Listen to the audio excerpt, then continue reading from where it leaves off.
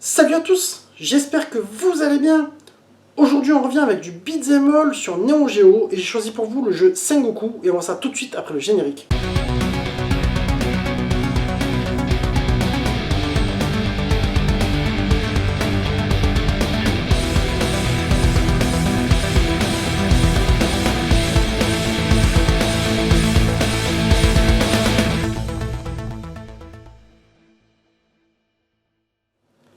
Alors attention, j'ai bien dit Sengoku et pas Sangoku. C'est justement une anecdote que je peux vous raconter et qui me permet en même temps de me rappeler que j'avais connu ce jeu-là en arcade, puisque je me baladais dans la salle du Virgin Megastore. Nous à Marseille, on avait un sous-sol en fait rempli de bandes d'arcade, etc. Et puis je me rappelle, je vois écrit Sengoku, puis je me dis mais c'est un rapport avec Dragon Ball Z ça? Et puis après je m'étais approché et voyant que c'était deux cow-boys qui se battaient, puis j'avais de suite compris que non, ça n'avait rien à voir. Donc un jeu qui avait été développé et édité par SNK en 1991 sur MVS et AES. Il a eu droit à un portage sur Neo Geo CD en 1995, mais avant ça, il a eu droit aussi à une version sur Mega CD en 93 et sur Super Famicom et Super Nintendo, dont je vous ferai des tests prochainement là-dessus, puisque j'ai commencé un petit peu à les poncer, tu vois. Donc là, pour la Neo Geo, la cartouche embarque 55 mégas, donc tu comprends de suite que ces jeux-là font partie des premières vagues de la machine. Il se passe dans un Japon médiéval, et je dirais avec une ambiance un petit peu qui des fois va ressembler à Samurai Spirit, Samurai Shodown, avec les sons de shamisen, tu vois, c'est l'instrument japonais. Alors toi, tu vas incarner donc deux descendants de samouraïs en mode cowboy. J'en profite en même temps pour faire un big up à mon poteau Virgile, puisque c'est avec lui qu'on s'est replongé sur ce jeu. Si tu veux, je trouve que ce jeu a une originalité, puisqu'il va te proposer aussi des transformations de tes personnages. Ça, c'était plutôt sympa quand même pour l'année 91. C'est-à-dire que tes cow-boys peuvent se transformer en chien méchant, en samouraï, en une sorte de ninja. Et ce qui met un petit peu du gameplay, quelque chose de sympathique. Mais à côté de ça, je trouve quand même qu'il a pris une belle gifle dans la gueule. Mais ce que je te propose, c'est d'en parler directement avec le test. Alors graphiquement, je trouve qu'il a quand même vieilli, tu vois. C'est surtout qu'en plus, quand tu vas voir Sengoku 2 par la suite, il y a quand même une sacrée amélioration. Tu as quand même des gros sprites, franchement il n'y a rien à dire. Les décors sont plutôt originaux dans leur conception, et puis tu vas à un moment donné te balader et partir dans un décor avec une espèce de tu sais, un petit peu comme dans Star Trek ou je sais plus quoi, d'un coup tu te téléportes un peu ailleurs. Ça, j'ai trouvé ça très sympa. Après, bon, comme dans tous les jeux de cette époque, à un moment donné, tu prends le métro, je crois que c'est dans celui-là, si je dis pas de bêtises, parce qu'on a fait le 1 et le 2 et le 3, je crois qu'on a enchaîné un petit peu. Alors ça, comme je te disais, le coup du métro, bah, tu l'avais dans Final Fight. De toute façon, dans tous les beat'em all de l'époque, un petit peu, tu prenais le métro à un moment donné. Donc, bon, voilà, si tu veux, la réalisation est plutôt pas mal, mais graphiquement, ça a quand même un peu morflé.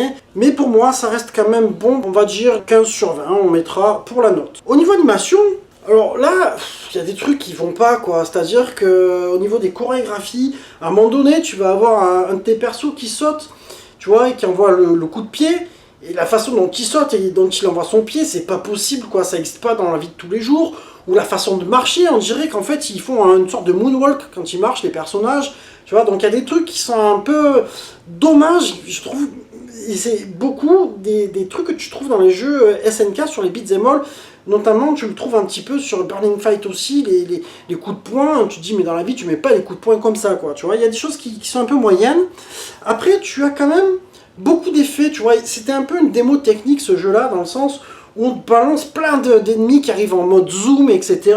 Alors c'est pas mal, mais au bout d'un moment, voilà, tu dis ouais, la machine elle peut le faire, mais bon, c'est pas super important. Après, il n'y a pas de grand ralentissement, mais c'est pas ouf. Donc moi je mettrais un 14 sur 20 pour l'animation, c'est surtout pour la façon dont les personnages font leur chorégraphie, c'est un peu moyen. Au niveau gameplay, tu vois, ou jouabilité comme vous voulez, mais maintenant, j'ai envie de changer, de dire que gameplay, puisque c'est un ensemble, il y a quand même des soucis, quoi. C'est-à-dire qu'au niveau des hitbox, c'est un peu la misère. À un moment donné, les persos, tu veux les toucher, t'arrives pas. Et en fait, tes personnages, ils sont un peu comme des feuilles de papier sur le stage. Ils manquent de profondeur.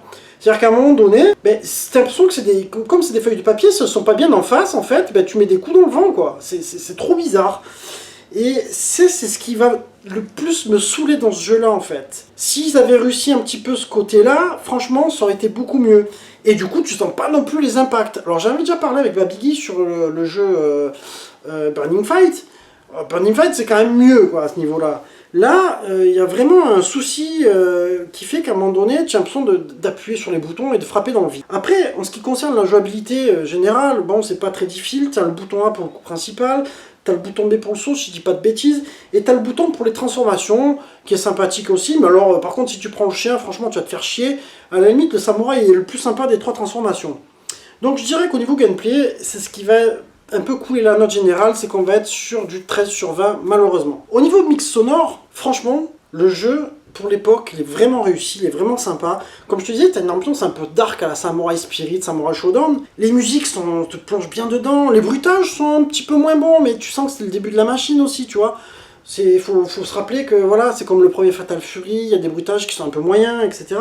Mais franchement, le mix sonore, dans l'ensemble, va plutôt bien et te plonge bien dans l'univers, il est bien étudié, donc je te dirais que ça mérite un 16/20. Au niveau de durée de vie, ben, après, si on parle juste de la durée du jeu, tu vas le finir, je sais plus combien on a mis de temps, 35-40 minutes peut-être, c'est la durée qui va bien, tu vois. Mais le problème, c'est que à cause de ces problèmes dont je t'ai parlé juste avant, et surtout si tu as moyen de jouer au Sengoku 2, ben celui-ci tu vas pas forcément le remettre, tu vois. Je t'avoue que nous on l'a fini, mais on s'est dit que franchement on allait peut-être pas y rejouer de suite, tu vois. Donc je vais être un petit peu plus sévère sur cette note-là, je mettrai un 12/20 pour la durée de vie. Ensuite en verdict, on va arriver donc sur une note de 14/20. Moi, je trouve que ça reste clément quand même, tu vois. Je n'allais pas le massacrer non plus, c'est pas un mauvais jeu. Après, pour moi, c'est un premier opus qui a permis de poser des bases, tu vois, qui a permis de faire un Sengoku 2 qui est bien plus sympa. Et d'ailleurs, moi, je pense que c'est le meilleur de la série, on va dire globalement.